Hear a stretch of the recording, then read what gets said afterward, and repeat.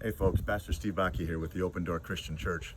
Every week we've been coming to you with a different testimony, a different story from someone who visited the Holy Land this past year.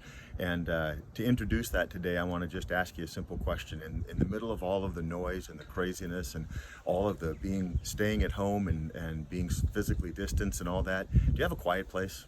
Do you have a place that you go and just get away and kind of unplug from the world? Is there some place that you just can sit back and rest and just and have some quiet time with God, some quiet time for yourself? Jesus had one of those places, and the Bible refers to it as a solitary place. Kelly's here today, and he's going to talk to you about how it is that he encountered Jesus at the very place, the very same piece of ground that Jesus went away to when he needed some quiet time. So I'm going to turn it over to Kelly.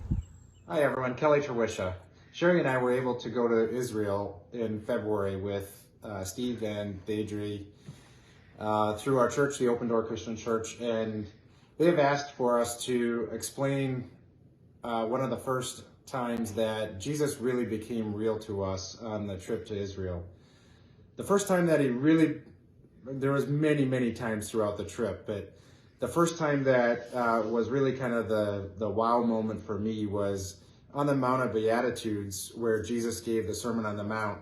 And growing up and knowing that story well throughout the years, I always felt that if Jesus gave a sermon to thousands of people outdoors, God must have projected his voice somehow in order for everyone to hear.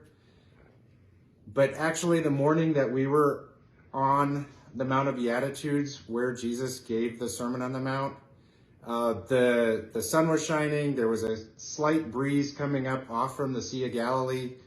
And when you see the natural amphitheater on the mountain where the people would have been, you actually could, at least for me, it became real, because Jesus could have been speaking to thousands of people and everyone would have been able to hear his sermon. So it was one of those aha moments for me that a Bible story that you grew up with became real, and that you didn't really understand how it could happen in real life without some projection of his voice or something like that.